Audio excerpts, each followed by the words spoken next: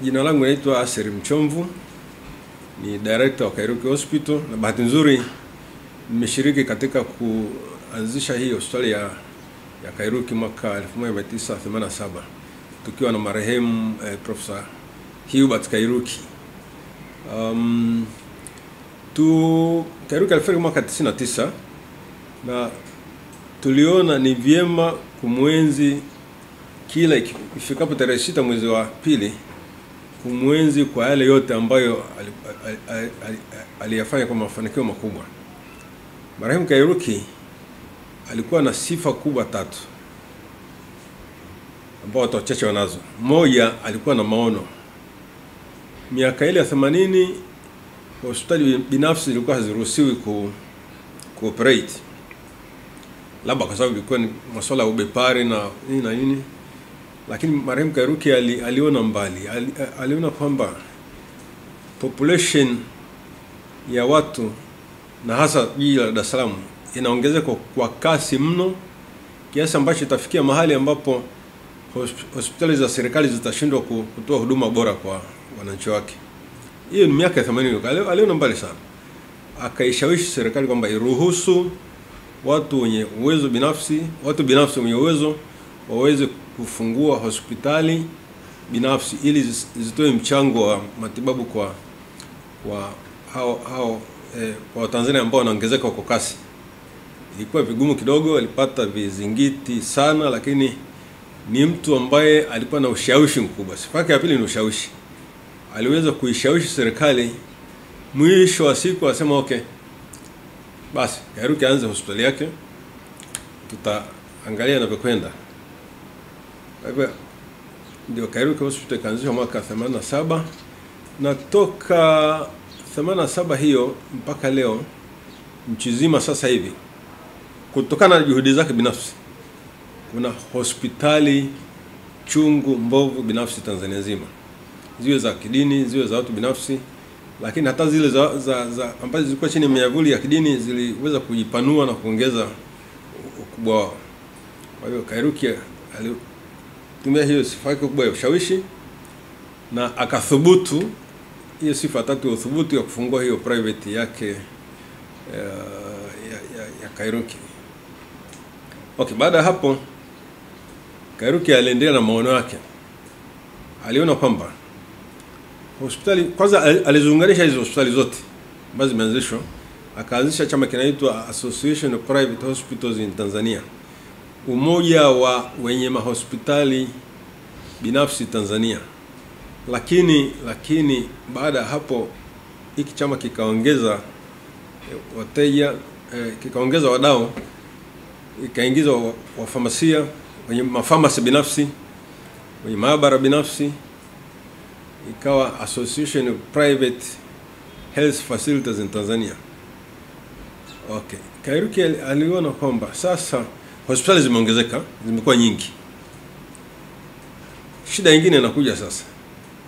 Kama hospitali zimekuwa nyingi hivyo nchi nzima, human resource for health, kwa maana ya wafanyikazi wa hii idara ya afya, watatoka wapi? Miaka ile hospitali ambayo inazalisha madaktari ni Muhimbili na wachache ambao wanasoma nchi za nje. Lakini Muhimbili wakati ile, kama nakumbuka, ilikuwa inatoa madaktari kama 80 kwa mwaka. Sawa, madaktari 80 kwa mwaka, na mahospitali yameongezeka mengi kiasi hicho. Madaktari, manesi, watu wa maabara, mafamasia watatoka wapi kuhudumia hizo hospitali ambazo zimeongezeka? Akawa na ushawishi mkubwa kuishawishi serikali iruhusu watu wenye uwezo binafsi kufungua vyuo vikuu binafsi, kwa kuanzia vyuo vikuu vya afya. Sasa ndio lengo lake kubwa, vyuo vikuu binafsi. Hapa ndipo watu walimuona kwamba Kairuki amekuwa kama kichaa, kwa sababu miaka ile maprofesa wako University of Dar es Salaam na Muhimbili pale. Sasa kwa na maprofesa wengine nje ya hizi institution mbili, na kwa kiajabu. Alafu hivyo tu, huyu mtu binafsi utaweza kufungua chuo kikuu? Walimletea vizingiti vingi, lakini ni mtu ambaye hakuweza kukata tamaa. Alisoma papers kwenye makongamano, akatoa maoni yake, mwishoni tunamshukuru Rais wa awamu ya pili Ali Hassan Mwinyi akatoa ruhusa kwamba Kairuki aruhusiwe kuanzisha hospitali binafsi. Akaanzisha hospitali binafsi. Sasa aanzishe chuo kikuu binafsi, sio. Maka alishaanzisha hospitali. Sasa chuo kikuu binafsi cha kutrain madaktari na manesi na ikiwezekana fani zingine ili hospitali zote binafsi zipate hawa watu wa kufanya kazi. Akaruhusiwa. Haikuwa kazi rahisi, lakini nisema sifa yake kubwa ni uthubutu. Alikuwa ni mtu ambaye hakata tamaa, alithubutu. Baada ya kupewa ruhusa, alithubutu kuanzisha chuo kikuu binafsi. Na ndio chuo kikuu hapo kwetu hapo juu. Nimeshafika hapo juu. Hubert Kairuki Memorial University ni chuo kikuu binafsi cha kwanza Tanzania nzima. Kutokana na juhudi zake za nyuma na maono yake mbali, sasa hivi vyuo vikuu binafsi sio vya udaktari tu au manesi tu, lakini vyuo vikuu binafsi Tanzania viko na zaidi ya 55 au 60 sasa hivi.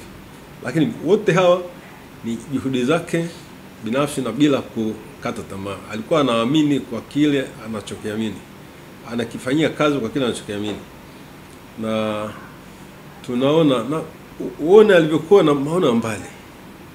Amefungua hospitali, amefungua chuo.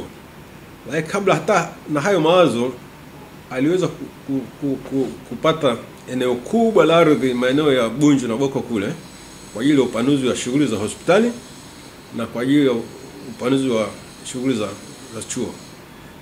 Kwa sababu nadhani mwaka huu katikati ya mwishoni tunategemea kupanua chuo chetu kwa kupeleka idara zingine kule Boko kwa hiyo campus. Kwa ni mtu ambaye aliona kinachokuja mbele huko akakifanyia kazi. Ni mtu ambaye angestahili hata kupewa medali, kwa sababu katika sekta ya afya na sekta ya elimu nchini ametoa mchango wake mkubwa mno. Ndio maana yake kwamba kila tarehe 6 mwezi wa pili tunafanya activities nyingi za kusaidia jamii kwa ajili ya kumkumbuka huyu mtu ambaye ni mfano kwa Watanzania wengine. Tunafanya shughuli tofauti. Tunapima kwanza, kuna kitu kinaitwa BMI. Kuna watu wanene ambao wamepitiliza kiasi. Kuna vipimo vyake, mtu anapima afu anapewa ushauri na saa jinsi ya kunaambia bwana punguza kula, ya kufanya mazoezi upungue. Ushauri wa kidaktari tu. Alafu tunapima macho. Watu wanapimwa macho bure, na wanaopatikana na matatizo wachache kadri tutakavyoweza tutawapa miwani. Tutawapa miwani bure, itakuwa ni contribution yetu bure. Lakini wale ambao watahitaji labda operation za macho, kwa uwezo wetu tutachagua wachache ambao tutatoa hizo huduma kwa kuwasaidia. Lakini vile vile kuna activities za uamsho wa selimundu. Unajua selimundu sickle cell disease.